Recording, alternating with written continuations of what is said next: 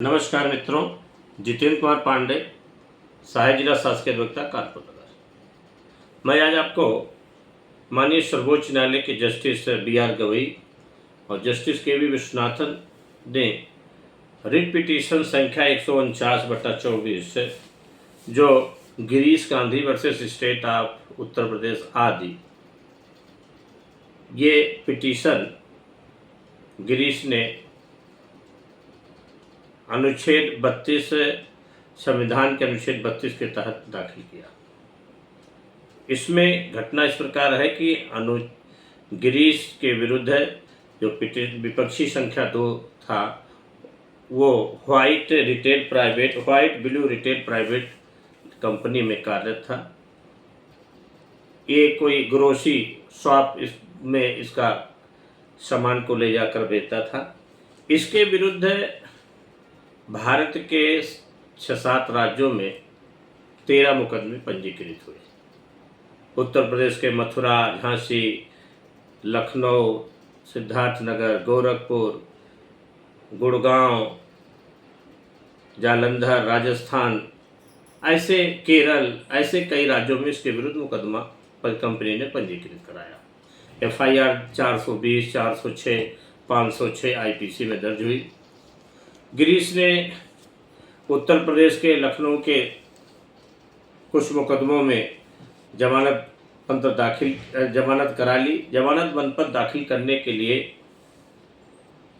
इन्होंने कोर्ट से कहा कि मुझे एक ही जमानत मेरी मान ली जाए क्योंकि जमानत गिर खोजे नहीं मिल रही। इस पर कोर्ट ने इनकी बात को नहीं सुना और फिर ये जो पूरे भारत में इनके विरुद्ध 13-14 मुकदमे थे उसके विरुद्ध सुप्रीम कोर्ट में एक रिट पिटीशन फाइल किया और कहा कि जामीनदार मिल रहे, क्योंकि जामीनदार जो होते हैं वो नाते रिश्तेदार ही होते हैं, सगे संबंधी होते हैं। ऐसे लोग जमानत लेने के लिए कतराते हैं। इस प्रकार 13 मुकदमे में 26 जमानतें खोजना ये बहुत ही टिपिकल विषय हो गया था। इस पर रिट पिटीशन पर माननीय सर्वोच्च न्यायालय ने कहा कि प्रतिवादी ने कहा कि इनको जमानतें हर जगह पर अलग अलग FIR हैं, अलग अलग मुकदमे, इसलिए सब में अलग अलग जमानत गिर दाखिल किए जाएं।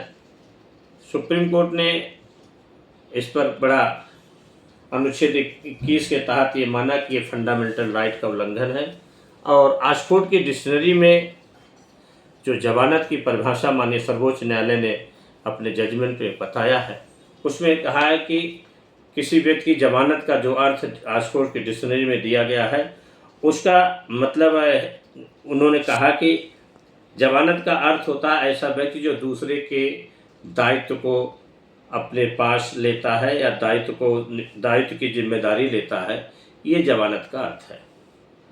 इसके बाद अन्य मुकदमों का डिस्कशन करते हुए माननीय सर्वोच्च न्यायालय ने एक हनी निषाद उर्फ Mohammad Imran versus state of UP में, जिसके विरुद्ध 31 मुकदमे थे और उसमें सुप्रीम कोर्ट ने उस मुकदमे का हवाला देते हुए कहा, चूँकि इसके पहले 1978 में भी एक मुकदमा Motiram versus state of Haryana MP में भी सुप्रीम कोर्ट ने ये कहा था कि व्यक्ति को सिक्योरिटी मिलने में अगर परेशानियां हो तो उसकी जो व्यक्तिगत जमानत पत्र होते हैं वो जमानत के समान होते हैं।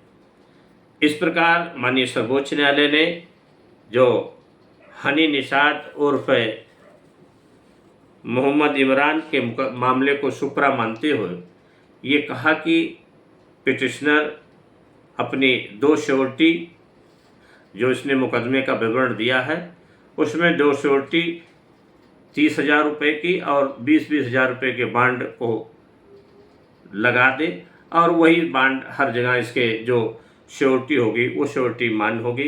इस प्रकार माननीय सर्वोच्च न्यायालय ने ये जजमेंट, हम लोग अधिवक्ता बंधु हैं, बहुत से मुकदमों में किसी के व्यक्ति 10 मुकदमे हो गए हैं, 15 मुकदमे दायर हो गए हैं और उसे जमानत गिर न मिलने के कारण वो जेलों में पड़ा रहता है। ये उन अधिवक्ताओं के लिए और उनके लिए जो कई राज्यों में, कई प्रदेशों में मुकदमों में फंसे रहते हैं और उनको जमानत न मिलने के कारण जेलों में पड़े रहते हैं, उसके लिए ये एक अच्छा जजमेंट होगा। मैं अपने YouTube चैनल के माध्यम से आज आपको ये लेटेस्ट जजमेंट माननीय सर्वोच्च न्यायालय की जमानत के विषय में बता रहा हूँ। मेरा चैनल आगे लाइक करें, सब्सक्राइब करें। धन्यवाद।